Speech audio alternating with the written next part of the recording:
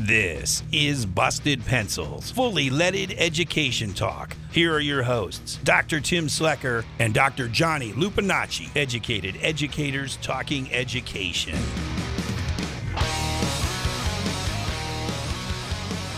Welcome to Busted Pencils, fully leaded education talk, the extended pod. I'm Dr. Tim Slecker. I'm here with Dr. Johnny Lupinacci. Johnny, how are you, my friend? Hey, good, Tim. You know, it's the start of the fall semester, and I'm excited for this extended pod because, we've had our guest on the show a few times, so listeners are already familiar with him, and we're big fans of his work. And so, man, I've been thinking so much about teaching this week, especially my college courses that started up this week. So excited to have this extended pod today, Tim, and to be here with you, man. Yeah, I appreciate it. Speaking of, we're talking about that guest, Jonathan Gerko. Jonathan is a nationally recognized leader in education reform with a career that spans continents and sectors. He's the author of the groundbreaking book, Publicization, which offers a fresh perspective on the public purposes of education and challenges the privatization trends that have dominated the field for decades.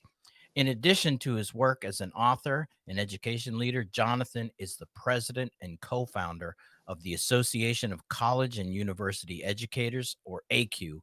ACU is making a significant impact in higher education by equipping instructors with the tools and certifications they need to improve student success.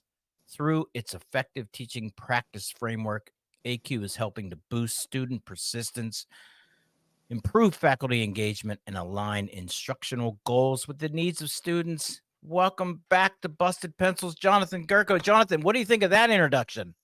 I can't live up to that. Sorry, listeners. The rest of the cast is going to be a disappointment. Oh, come on. All those things. When I was preparing for the extended pod, looking back and just saying, the fact, too, that, you have had a really interesting, diverse career in education, starting in apartheid South Africa. I wonder if we can just even start there and just say, how did you get there? How did that materialize? How does Jonathan Gerko find himself a teacher in South Africa?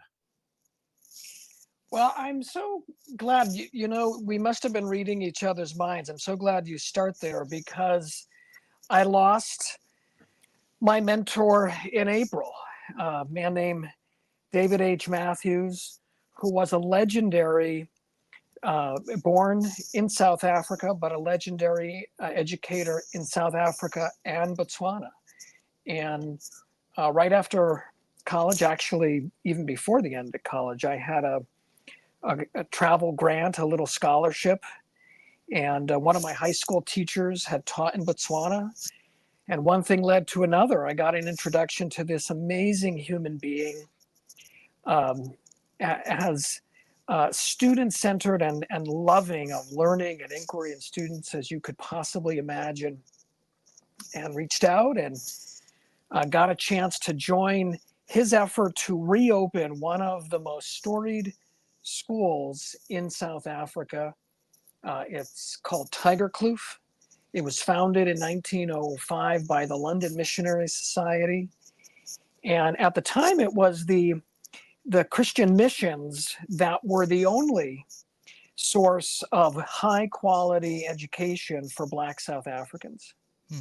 And Tygerkloof had an amazing history. It graduated the first democratically elected presidents of Botswana. It graduated ANC leaders. And then in the 1950s, was shut down by the apartheid government. No surprise, because it was doing such a good job. And London Missionary Society was not going to teach the Bantu curriculum. It was soulless and a disgrace. So David reopened it, and I was privileged to be part of his team, and taught English and drama and all sorts of things. But he passed in April, and I miss him a bunch. just yeah, that so I mean a starting point there.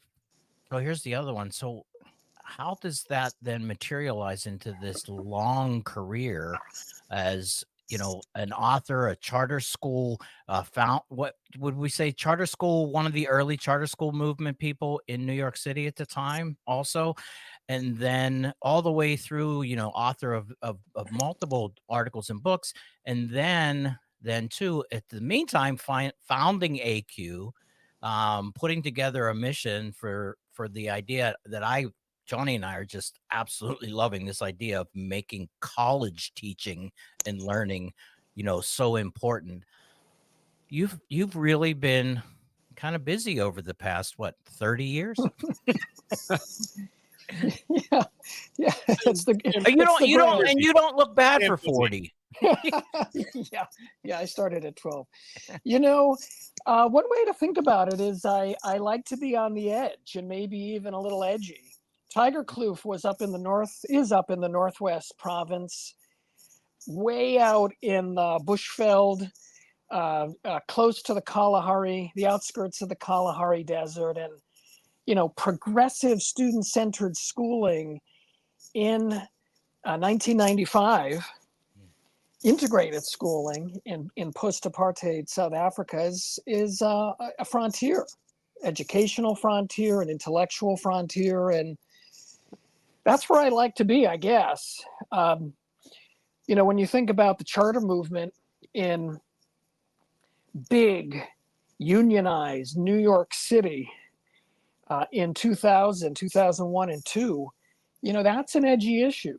And we did a lot of good work to ultimately show how the charter sector in New York City need not be competitive with district schools, but could be a complement to the work of district schools when the sector is led and governed and encouraged and regulated in ways that promote that complementary approach, not a competitive one.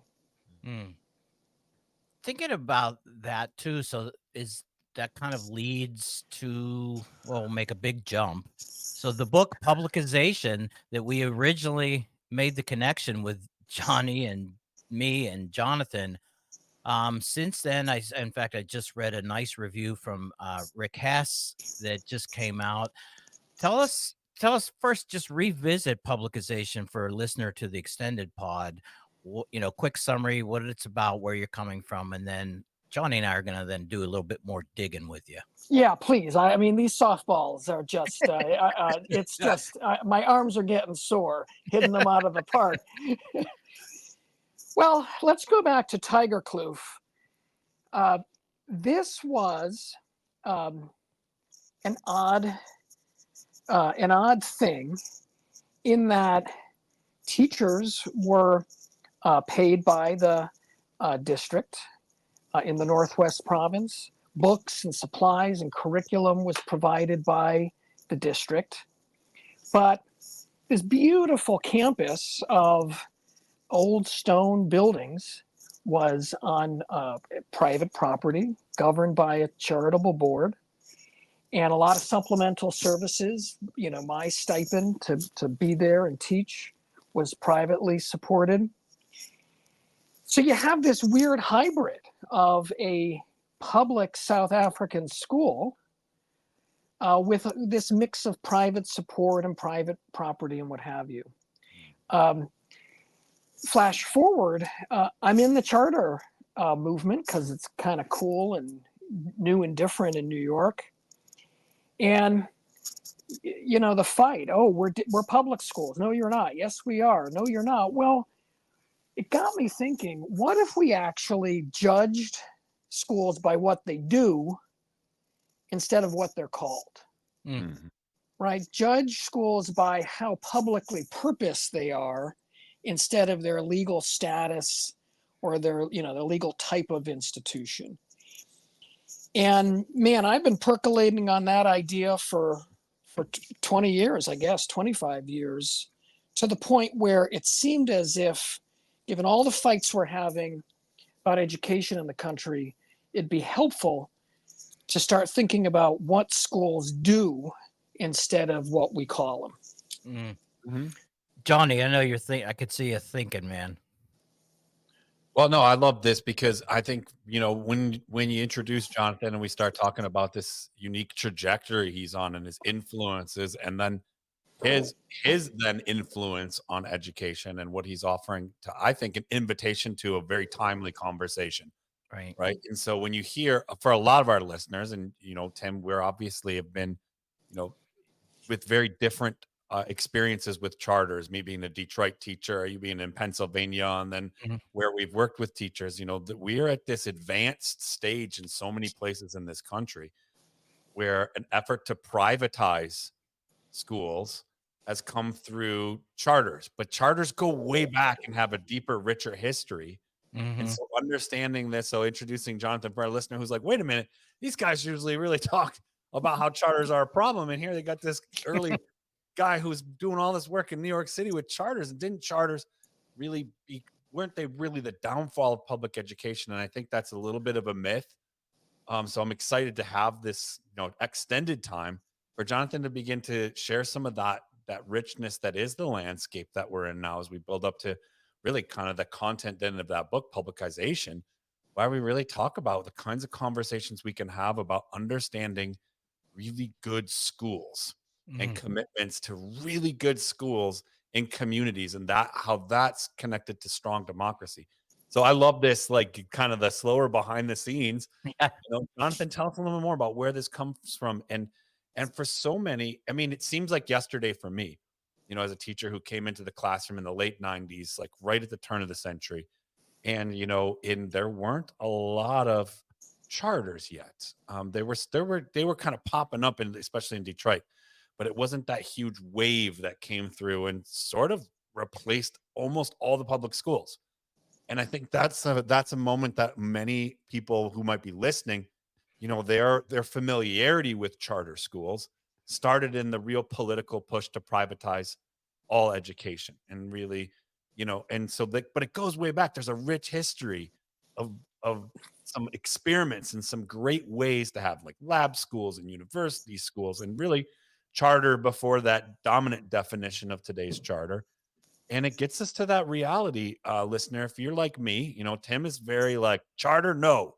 And I respect that. And, and I also, have been in the same building where my public school closed and a charter came. And it's like, well, same kids, same community, really different pay, not so great, but, we can still get to keep our basketball team together, and so making some of these choices, and then also thinking about, ultimately families and community and their access to really good school.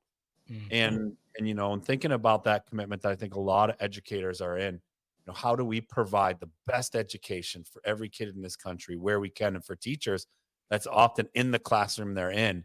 And sometimes we've been a little bit handcuffed in how we can do that, not speaking against public school systems, but they can be pretty difficult to navigate, especially large urban districts.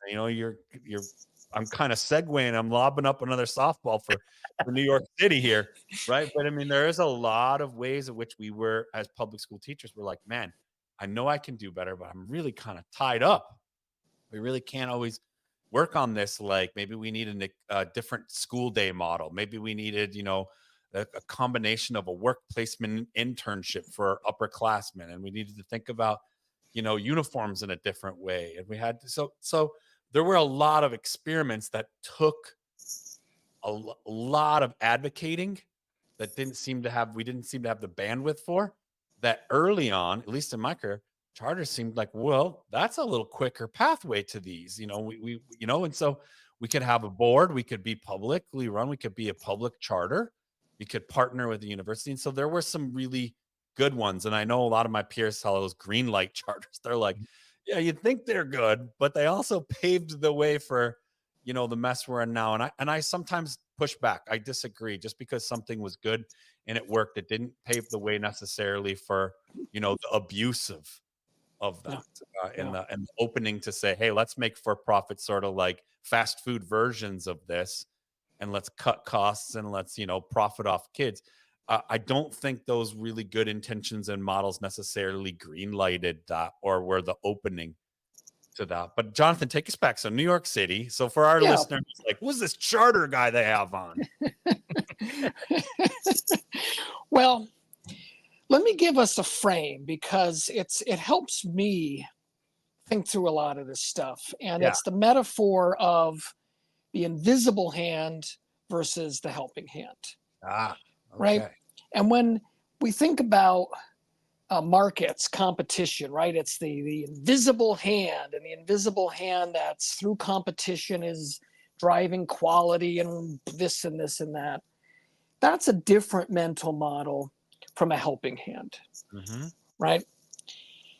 And that frame has guided a lot of my thinking about charter schools over the years. So, listeners, I am well aware of the history all the way back to a guy named Ray Budd up in the Northeast Education Lab thinking about how to organize schools differently. And legendary labor leader Al Shanker picking up the ideas and saying, you know, the notion of giving groups of teachers some professional trust and autonomy to try things differently has not been tried, but probably should be tried because all these other things that are happening are not moving the needle. Let's take a professional paradigm. And interestingly, when Al popularized that in a speech at the National Press Club, 1988, 89, thereabouts, the political right had no interest. They thought this was just another labor idea. And it wasn't until the first charter law was passed in Minnesota that the political right got interested.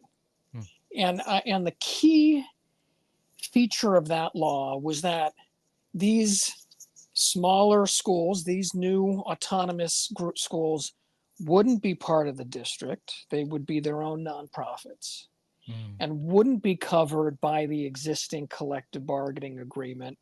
And the teachers wouldn't be teaching union members. They could join, but that they would be outside of that. That's really when the right saw an opportunity to have the nonprofit sector competing with the public sector, the government sector, and to have non-union teachers and to grow this wedge of non-union teachers.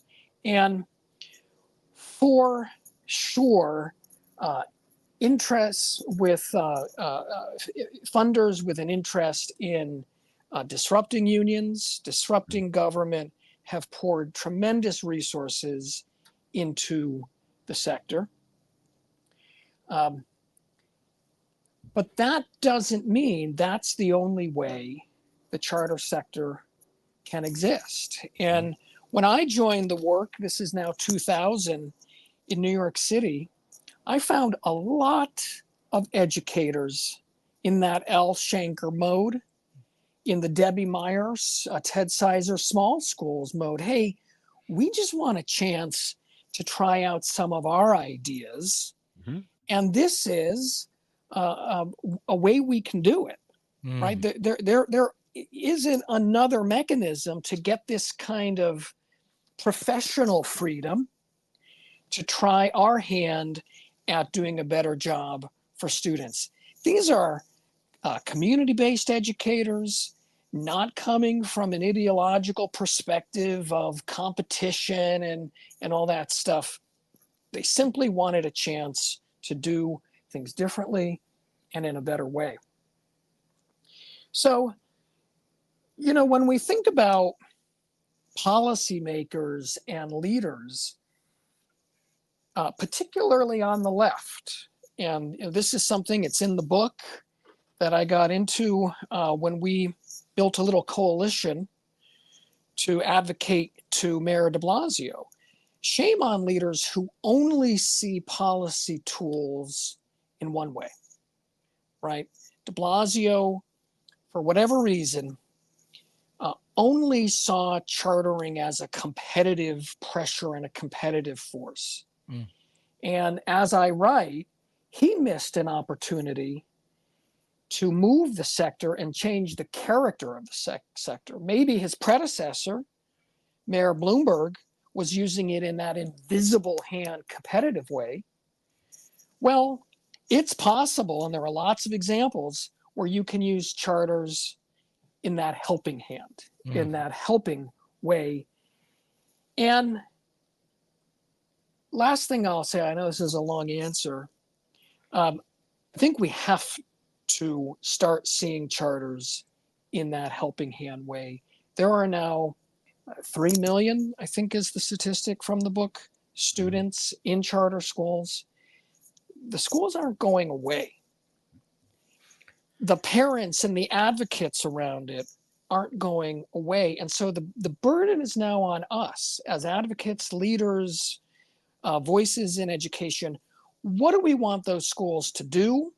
How will they exist? How will they be regulated and directed in more public ways or directed in more private ways?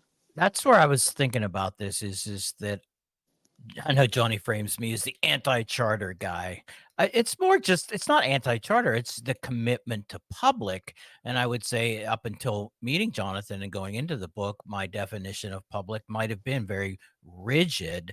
But I hear Jonathan talking about something where he's saying, there, wait, teachers having autonomy, professional ideas, being empowered to do good work by kids.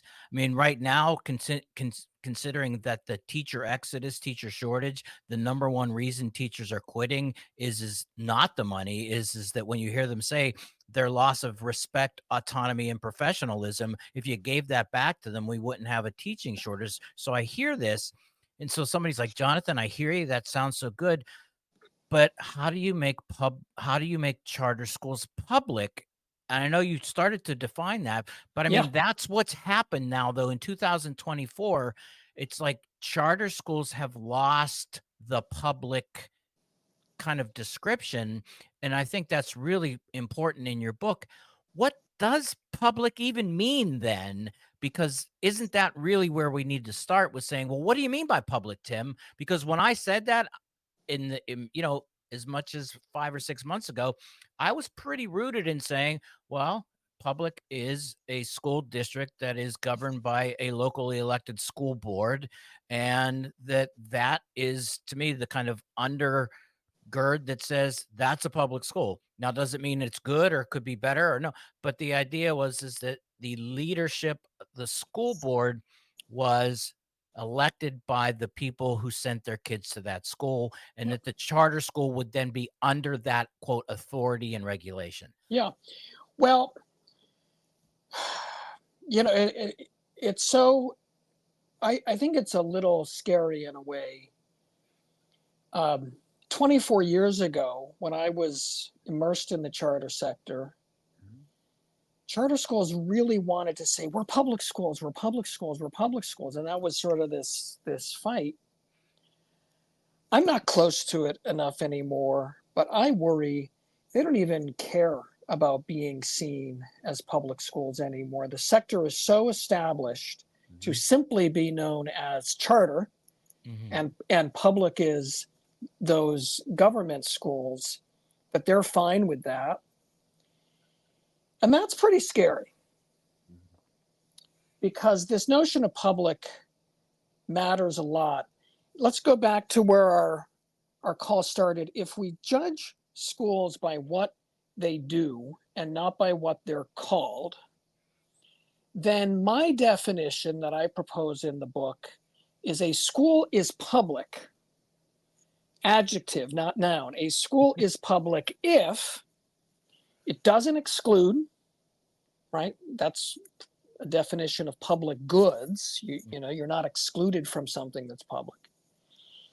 And it produces public goods. In the case of schooling, prepared citizens, workers, good neighbors, and stewards of the planet. Sort of the 4 big public goods we need to hold the country together.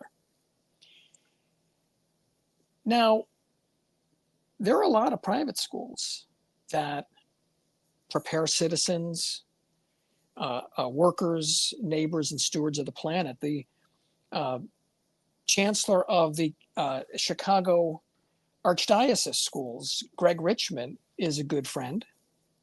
And he very much says, oh, yeah, we try to do those things. Now, does that make them public schools? Well, no, because they still exclude, right? You can still have to be admitted. You can be expelled. They fail what I call the exclusion test. So, with charters, how well do charters not exclude and produce those four things? Tim, you zeroed in on governance as the measure of publicness, being governed by a locally elected school board. Well, charters are not governed by those locally elected school boards, but that doesn't mean they are not accountable to a government body, right? Mm-hmm. Charters, I think I said on one of our previous calls, don't emerge from the head of Zeus fully formed like Athena. There are state agencies called authorizers who approve, review, and renew the operating license, the operating charter of these schools. And those state bodies are appointed by publicly elected officials and therefore, to some extent, democratically accountable. Mm-hmm. So here's a way to wrap up the point. I think one way to answer your question, Tim, is we've got to hold those authorizers accountable to make sure that the schools they create don't exclude and produce public goods.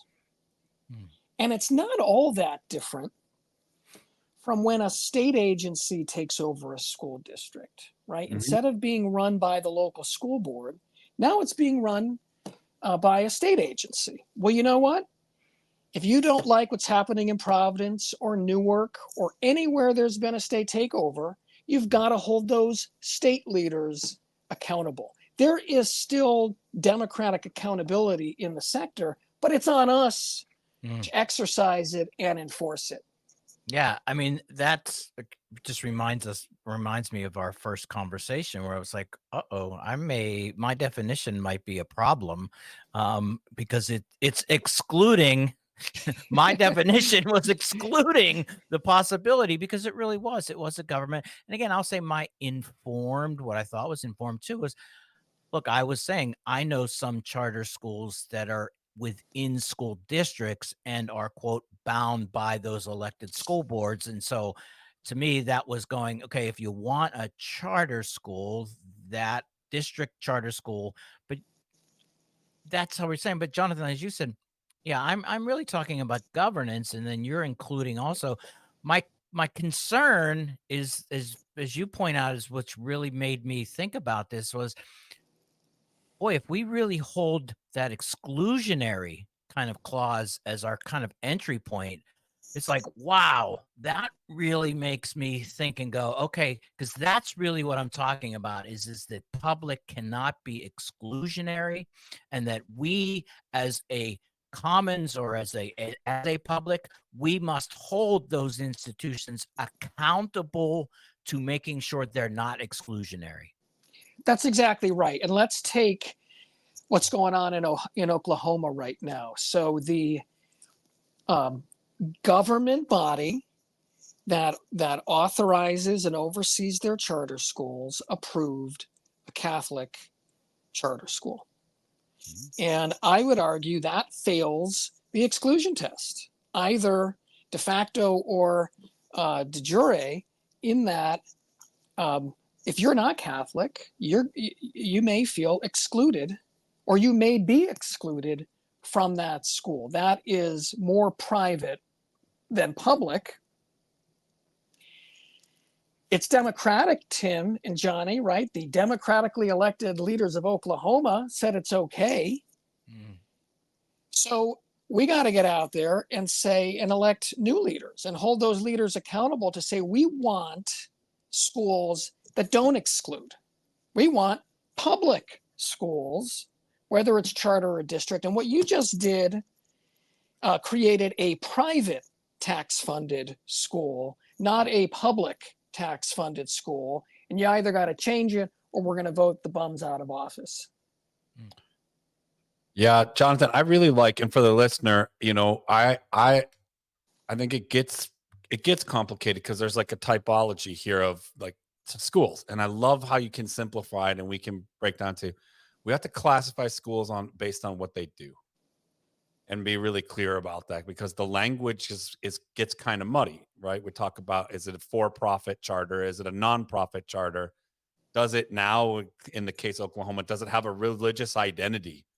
Right, which is a big opening now, right? Because that historically was private schools could have like sort of oftentimes we're known as like more of a religious, whether it's a Catholic school or a Lutheran school, or that there was a particular religious identity historically with that.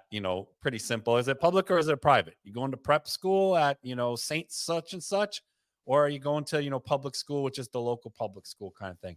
Well, it's gotten to be more choices out there, more, options that have had an impact on education. And so there are different types of schools. I love what you put out there, Jonathan, asking some questions around like, what does it mean to be public? What does it mean to be non-exclusionary? And what does it mean to evaluate a school openly and based on what it does? Yeah. Right. And if we're very transparent about that, I think we can start to see, well, there's many types of schools, that we're in a moment that has a high need for, and you kind of put this term out there, so I'll use it, for us to publicize, to think about whatever kind of way that you're providing education in your community. It's a service to community. It's an investment in democracy. And so how do you do that? Do you do that privately or do you do that publicly? Yeah. And I think that's a big way it shifts the conversation around what are we doing? What are schools like? Not only what is the purpose of public education or education just in general, but what is the role that schools play in it? So if we're a school leader, whatever type of school we're in, we're asking like, by which means do we practice education in a way that includes and serves the students of this area, right? In non-exclusionary and open ways, and is close to, because we know nothing's free, but as close to as like free for them to attend, for them to have an opening of ideas, but also no matter how much money their parents make, there's access to this. So yeah. I think about that I can think off the top of my head, dozens of charter schools that meet that criteria, right? That I'm always kind of like cautious not to toss them in with like the evil empire of charters that ruin schools across the country, right? And that's sort of the discourse sometimes the left has of charters, and that I understand why there has been a massive privatization effort that even exists in certain public school districts. And so we have to really look at how do we I love that term, publicize, a publicization of our education system. So I like that, like evaluating our schools based on what do they do and what are the expectations we have when we say we're a public school. Yeah. Well, look, there's also some opportunity for common cause here between district schools and advocates and charter schools and advocates. I think we got to find common cause because a divided lobby is a weaker lobby. A divided advocacy is a weaker advocacy. And this is where I think some readers are struggling with the book, because once we've got a definition, doesn't exclude and advances public goods, creates public goods, we can apply that to any kind of school. And I apply it to district schools. And if we're honest, there's a lot of exclusion in district schools. And the obvious example is attendance zones. Mm-hmm. Right? Just because I live on this side of a street and the line runs down the middle of the street, it means I have to go to school A and may not go to school B, even if I want to go to school B, even if school B, for whatever reasons, true or perceived, is a better school. That is a form of exclusion. And in that case, charters have the upper hand where, look, we're going to run a lottery, and that, the names that come out first in the lottery are the ones that, doesn't matter where you live, on this side of the line or that side of the line. So if we're going to try to reduce exclusion to make all schools more public, then we can find some common cause, start working together, have some quick wins together, build some trust, and take on the larger things. And I sure hope that readers are inspired to do that, because this battle, these wars we've been waging politically for so long, I don't think they're helping anybody. I don't think they're helping education in America. So I'll throw out, maybe this is a softball, maybe not. So we were talking before the show, we're recording this right now during the Democratic National Convention. So Jonathan, do you see the potential Harrison Walz ticket as a publicization ticket away? Have you seen anything? Do you hear anything potentially that would bridge, as you're saying, some of those quote exclusionary differences, that where I'm sitting there saying, because even your definition of, well, across the line, that school district excludes people on the other side of that line. And to me, I'm also saying, well, I understand how that happens. And really the exclusion there is the way we fund schools, because the school on the other side of the line, there shouldn't be that discrepancy of a difference where somebody says, I really should be going to that school because that school's better than the school I have to go to. That becomes that issue.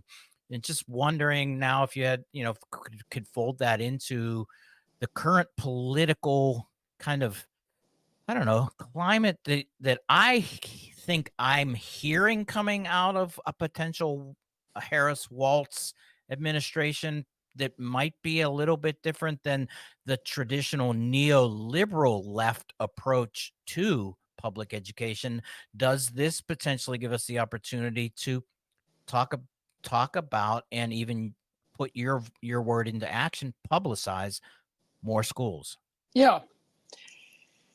I don't think, I think they're not going to have a choice but to take a more ecumenical view toward tax-funded schooling for two reasons. Educational savings accounts, and we should talk about that, are growing, and that's going to be a force, a siphoning effect toward what are truly private schools. On the tax-funded side, tax-funded schools, district and charter, I think the Harris Walz administration, I am speaking with confidence and with a big assumption, I think they're going to have to take an inclusive approach because of what happened at the start of the Biden administration. You'll recall, when elected, there was a big push by district school advocates to stop or defund the charter schools program that comes out of the Department of Ed and pays for a lot of capital costs for charter schools. Mm-hmm. And folks like Senator Cory Booker had to speak up to say, knock it off. Why?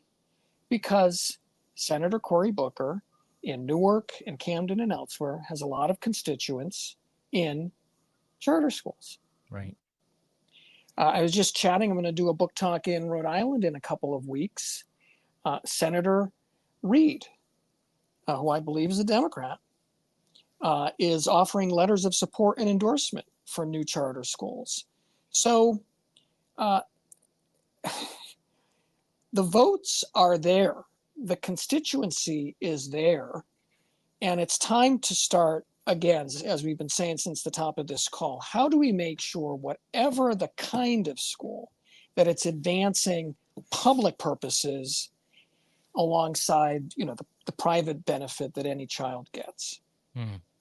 Okay. Johnny, Tim, Johnny's I'm like, you're being optimistic, Tim. You're too. Tim, your optimism is hopefully contagious. But I think and outwardly, I mean, listeners of the show know I'm very excited about Harris Waltz. I love Waltz being a teacher. I like the idea of the ticket. I mean, it's a no-brainer if you have to say like, hey, do we want to do it, the U.S. Department of Education, and have a fascist government here in the United States, and let the Trump ticket go for us? I mean, no brainer, all in, push the chips to the center of the table on Harris Waltz for me. But I believe there is, with that ticket, change on the horizon. I don't think it's the one that we often refer to as, like, again, the simplifying of this being like, do they support charters or don't they support charters? It's a matter of, are they going to support healthy children developing and really education writ large? We'll segue that in a bit, because we're going to get into a little bit about how education doesn't end when you turn 17 and graduate, or 18 and graduate from high school, grade 12. We have a real education crisis on our hand that's both financial and had major social and political impacts on our country.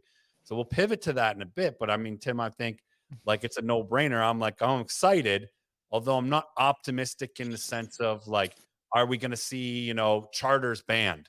I think we're going to see, and it's important, because there is a lot of listeners who see, that Democrats should be against charters and that Republicans are for them. And again, remember, like, I don't know if you're a Star Wars nerd like me, but only a Sith speaks in absolutes, right? So if you're a Sith voter out there, then you're thinking, oh my God, like how can I vote for this person? They're a Democrat, but yet they have a record of sometimes supporting charters. We're having this episode to kind of say it's a little bit more complicated than that. That's right. And that it's about the kind of ways you show up for people, for your constituents, for democracy, for everyday folks, for young children who are going into schools and should have the opportunity to have a great teacher in a safe learning environment.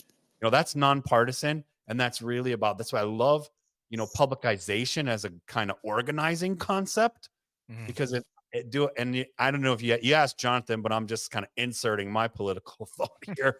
Tim, what I'm saying, I do see Kamala Harris and Tim Walz as, a potential supporter of publicizing, ed. Now, you brought up like the neoliberal landscape, and we're in the extended pod, so we can use some of those terms that often need like some whole show or two to unpack. But, I do think we're deep into where there's an economic entanglement around how we talk about schools as political leaders. So this is where my optimism stops. I don't see Kamala Harris and Tim Walz really being able to separate themselves from that in this moment, where they're in like, Harris Walz versus, Trump Vance. I think they get the, like, again, remember, I do believe education probably will come up more in this election than it historically ever has, but I don't think it's a deciding point for us to be divided on the left about. Well, let's hope not. And here's that helping hand metaphor again. Yeah. I think we can safely assume that Harris and Walz are against schools as the invisible hand in competition with district schools, and that's certainly where Trump and Vance are. Do they see different kinds of schools as helping hands? Probably not, because we don't talk about it that way, even though they'll have the power to shape policies and politics and talking and bully pulpit to say, hey, if you want to be a helping hand, there's a place for you in this administration at this table. Let's figure out those helping hand policies, because you know what?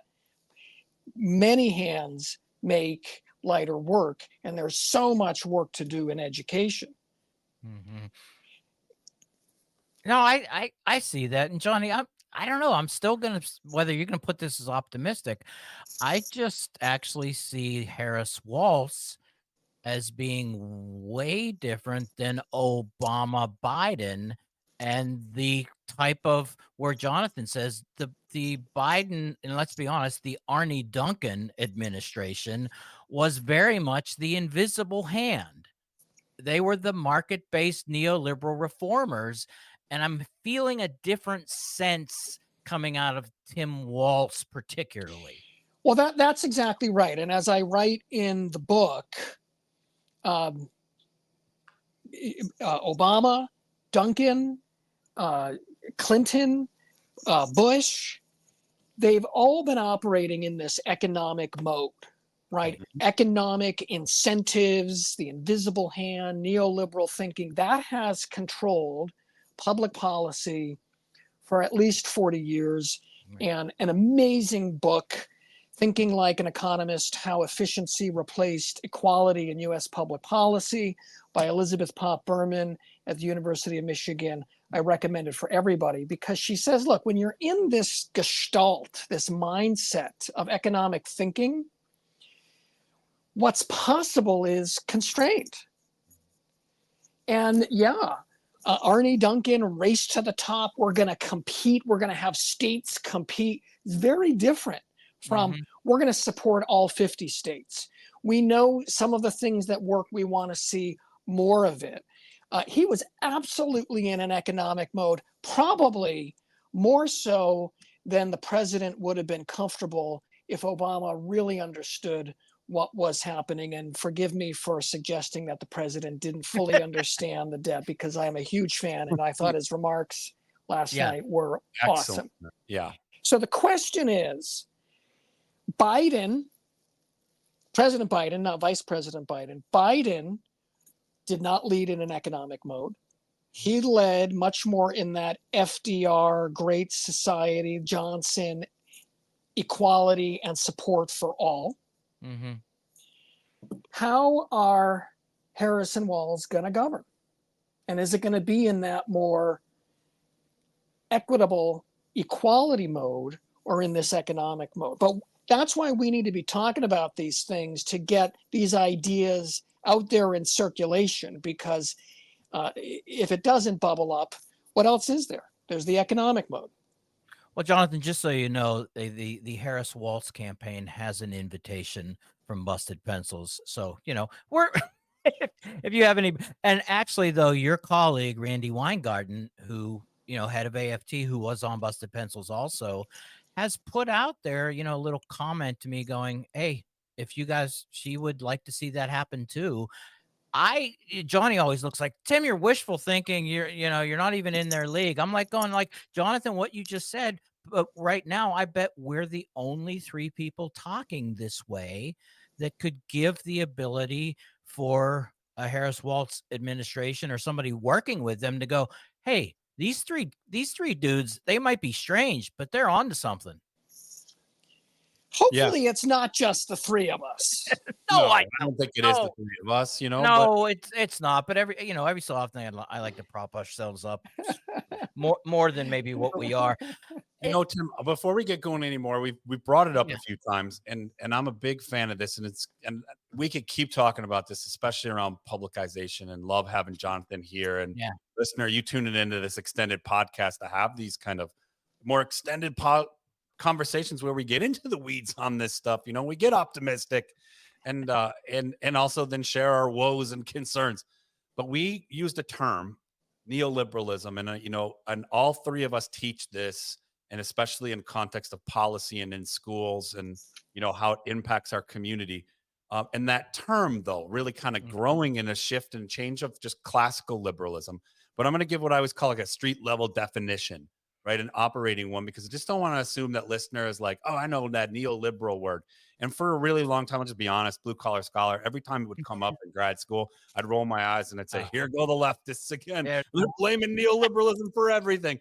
And in a sense, it's really important to understand, because it is a way of organizing ideas, and it's a political and economic theory that really shifts. And it's really kind of, it's a powerful thing for us to give a definition for, because I think it encompasses this danger we're talking about in terms of types of schools, and our hope for, policy leaders like someone like Kamala Harris and Tim Walz, and why I think they can do different, but why I say they're also entangled. So can I give a street level definition for neoliberalism? Go for it, man. All right, cool. So I kind of write this out as neoliberalism, right, is an economic and political theory that emphasizes private rights and private property over public interests through deregulation, privatization, and a redistribution of power and resources from democratic governments to private corporate interests. Mm-hmm. So, and I've worked on this. So I know I said I'm going to give a street level definition, right? But then I give you one that's a little more than street level. But if we have to understand it, it's economic and political theory that emphasizes private rights and private property over public interests. How do they do that? Through deregulation, so less government control, privatization, put as much into the private sector as possible, and redistribute power and resources away from government agencies and institutions to private corporate interests, to whether those be companies or interest groups, away from the people. And so that combination of utilize government to shrink it down and replace it with economic privatization. So when we talk about, we say, oh, neoliberal ideas or neoliberal, politics, that's kind of that agenda. And it builds on classical liberalism. That for folks out there who have that, liberalism is that sort of no government, private interest, like let the markets determine the way it goes, right? Classic liberals. But that's very different, right? When we say neoliberal. So I just wanted to throw it out there, give a little bit, maybe Jonathan, you can add to that, make it more. And I think it's not letting markets decide. Really going to push on this. Because markets are just a space, are just a venue. It's letting individuals decide, right? Individuals who get into the market and figure things out. So in schooling, I like to, and this is how it's framed in the book, where is authority vested? And on what issues? Is it with the parent, who without any conversation with anybody else, no mutual accommodation with my neighbor, can make a decision about the education of my child? That's one way to organize schooling. Mm-hmm. Or is decision making on some issues vested with the community? And are there democratic processes to figure some of these things out? And as I argue, and I just got into this, it was a really healthy give and take of ideas with Rick Hess. If we put all of the decision making on individuals, then we risk not being able to produce those four big public goods, the common goods. What does it mean to be a citizen? What it means to be a worker in an economy that hopefully is sharing its wealth so that everybody can take part in the American dream. What does it mean to be a good neighbor? What does it mean to be a steward of the planet? So the book advocates for more democratic control. It's actually three. You can imagine market control of schools, government control of schools, sort of by the experts and the professionals, which has blown up in a lot of our faces of communities and families feeling exclusion. Or a third scenario where we bring more democratic participation and deliberation into the control of schooling. That's where my mind comes to rest. I think it's the best option we have, maybe the only option we have, to make schools more public. So in a context of separating that from neoliberal ideas, a more strong democracy, or an emphasis on like, hey, governments can play a strong role in not only institutional support like schools, right? Whatever we call them, whether they're charter, public charter, whatever, schools exist. They have to have public accountability to government. Now we dipped into, since we define neoliberalism as some political theory here on it, to like strong democratic theory, that there's a common good, giving the government a real strong responsibility and duty to those institutions, and one of them being like militaries, defense, healthcare, and education. These roles and responsibilities of government, I just listed a few, that ought to answer to the common good. And so instead of to maybe profits or markets and whatnot, really looking at what is the purpose of education, and that the three of us believe governments play a big role in that.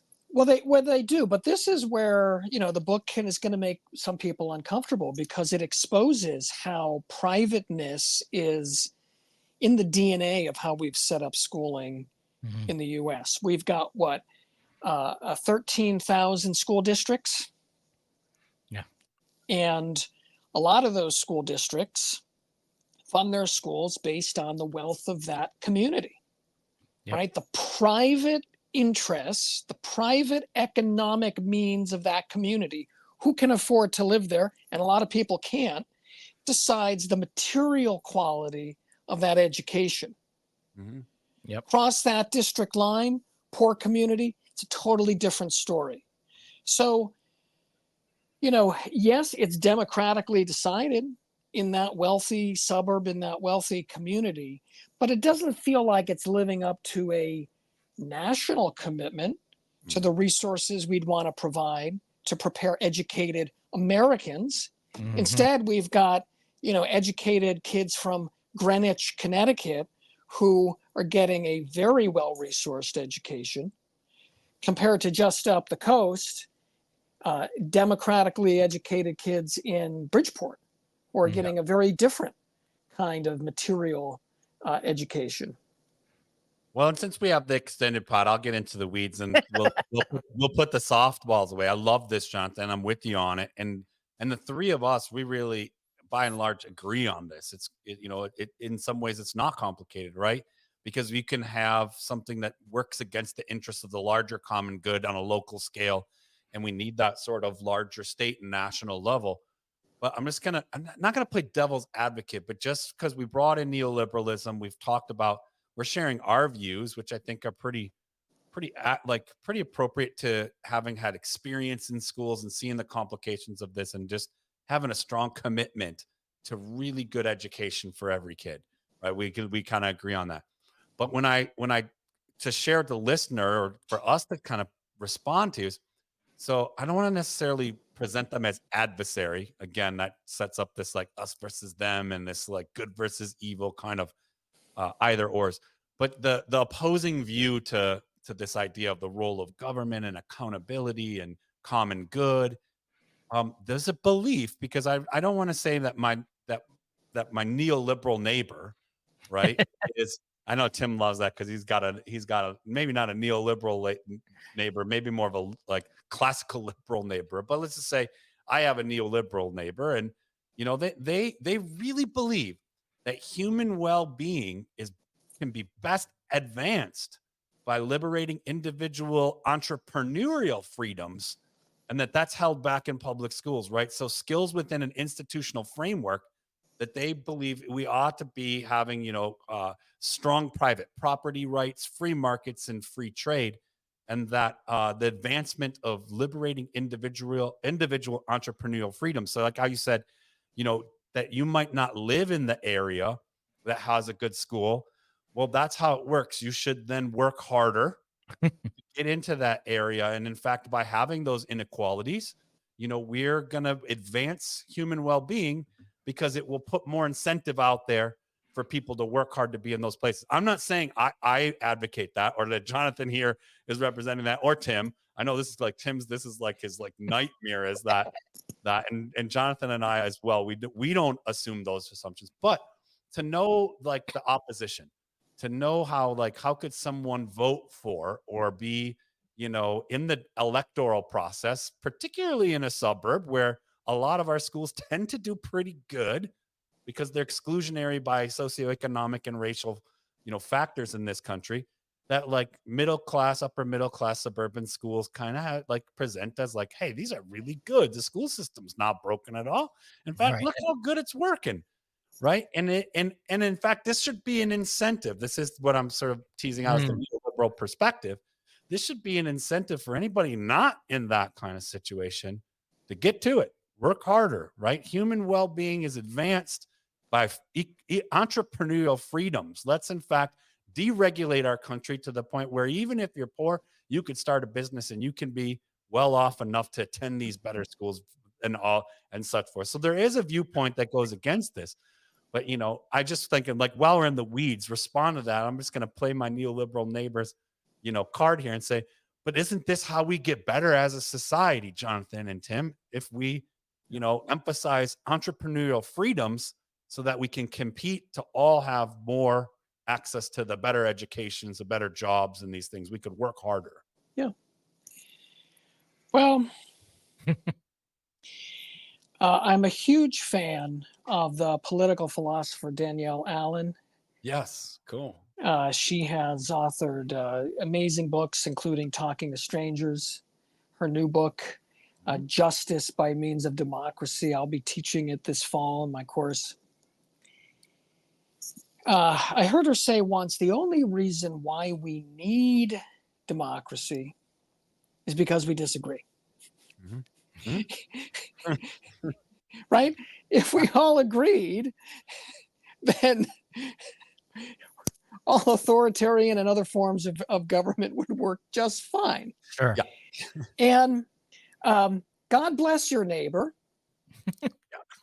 And I disagree. Yeah. Great.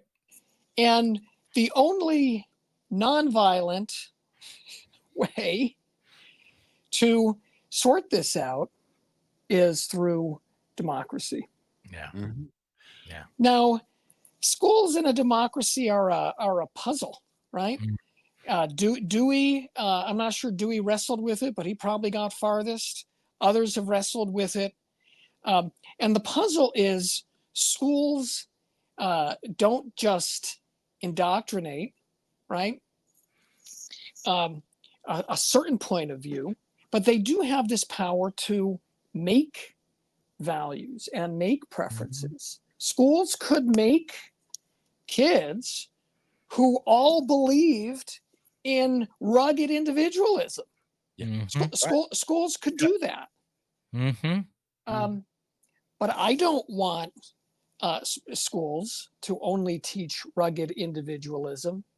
And so the democratic control over schools allows us to keep having this national conversation about what's the right balance between schools that teach rugged individualism and collaboration, cooperation. Otherwise, there's no political mechanism to figure out and to take action on the difference of opinion with your neighbor. And God bless, I mean it, God bless him. Let him voice that and vote for that. And I'm going to do the same. And let's have deliberative processes at the state level, at the national level, at the school level, so we can figure out what's the working balance today. And that working balance may be different tomorrow. I love this, Jonathan, man. You like, amen. I mean, even though I played my fictional neighbor's perspective, you know, Tim and I were like, our eyes are big and like, we're like, yeah, that's exactly right. But also why, you know, so important in the extended format, Jonathan, appreciate this because democracy is messy, you know, and these conversations that you bring up around why democracy, you know, Justice by Democracy, great book. We're going to get into teaching in just a moment, but like really awesome one because we do disagree. Difference is a condition upon which we all exist. And like to not disagree would be to not exist. Right. And so when you disagree, because we exist, we're going to disagree. What are the way that we organize and have some criteria around how our disagreement gets settled? Right. It's never final. Right. It's always in the interest of a common good. And we're always learning what that common good looks like. And I appreciate your modeling how to have for our listener, how to have this conversation with the other perspective, because we also tend to talk to each other so much. Well, not the three of us, because it's our job to talk to everybody, but, you know, especially in our political, you know, safe spaces, we tend to talk to one another with similar beliefs and not quite understand the other. I was just talking to someone who said, you know, I turned on Fox News today and it's like an alternate reality. And I said, like, pause there, because that's a good reminder. And I shared that with you because I can chuckle and we can joke about that, but that's a reality for so many of us, is we haven't engaged in recognizing, like, democracy is about all of us figuring out where we disagree, how we come together on a common good. And it gives us that opportunity. Okay, sure, but there are alternate realities based on epistemological norms called facts, Yeah. and there are alternate realities that are not based on facts. Yes. And readers will find in the chapter on facts the notion that getting to shared understandings requires that we share facts and the fact making norms and processes. What is the evidence? What is the quality? What is the preponderance of expert opinion? And these are old ideas developed by pragmatic philosophers like William Sanders Peirce, more recently developed by center-right writer and thinker Jonathan Rauch in his great book, The Constitution of Knowledge, right? Similarly, schools, right? To be public is to be fact-based, because facts are publicly determined. It's when we come together and look at the evidence and the expert opinion and say, this is what we can agree on and call a fact. It's a public process. Makes sense, stands to reason then that schools should be based on those facts. It's really hard to be in conversation with someone who doesn't have the same underlying epistemology, who doesn't shape a worldview, an understanding of facts in the same way. But what I argue is we have to stay in dialogue, because if we don't, people feel cast out of the polity. They feel cast out of the country. That creates a mob outside of the polity. And January 6th shows us exactly what happens when people feel outside of the polity. Yeah, I and see, that's where it makes me think back to going, we have to have, was it, I forget her name now, Conway, she was married to him, but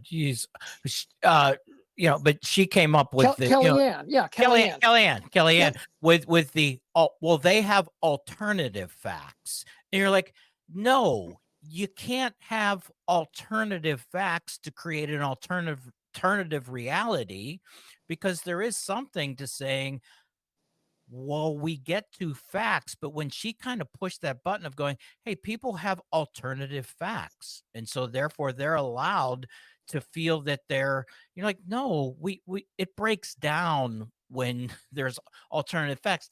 That's different from saying, well, my lived experience is different than your lived experience. You're right, they are different lived experiences.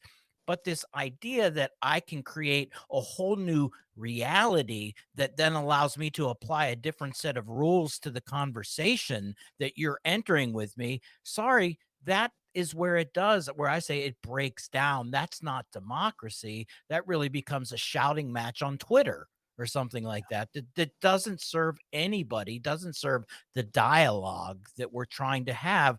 And this is, Jonathan, where you say the biggest not the biggest contribution, but when we're talking about how do we bring these diverse opinions in a way to talk, we do, though, have to enter from a standpoint of going, we at least have some sense of saying that reality is this, and these are the facts we're going to come to them.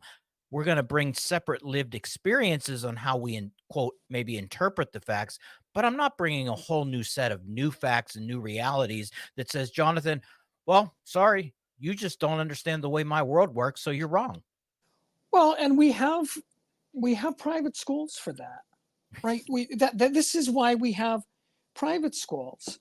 I suspect, and I want to be very respectful here, that there are faith-based schools that look at what's happening to the climate and may believe and may even teach that this is a sign of the end of days, and that's their belief. Mhm. Well, in this amazing country, we allow private schools to be steeped in belief. Right. It's just different from a public enterprise, which I argue, and I think pretty persuasively, but readers can tell me, needs to be steeped in facts and fact-making norms called epistemology. Mhm. Yeah, and that's again, remember for listener, we define that like in the show a few times, epistemology, because we have another author who I think we should at some point bring Jonathan and Sarah together. Sarah's Yeah, we author, should. Sarah Stitzline, Teaching Honesty. Jonathan Gerko, Publicization. A response to the efforts to privatize in our public education system. But I love this about the importance of honesty and truth. And Jonathan, when you bring that up, I think when we say fact too, fact has become so universal, like, well, my facts, your facts, but what we're referring to is scientific consensus, multiple perspectives around the world, because sometimes what we think is fact, and this is a plug for democracy, sometimes what we think is fact, we learn through the scientific process. And I don't just mean like only one kind of science or only one cultural perspective of science, scientific consensus, right? We learn that what we thought. Well, that's right. And when we're talking to our friends on the far right or center right, John Stuart Mill, the famous author of On Liberty, is an intellectual darling of the right. Well, I figured might be worth rereading John Stuart Mill while I'm talking and writing about these things.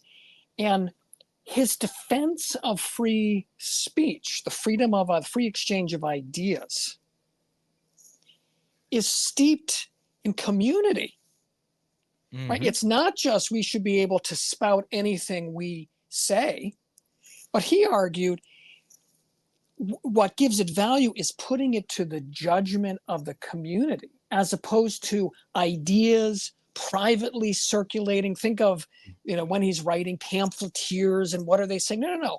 Put it out there in the bright of day.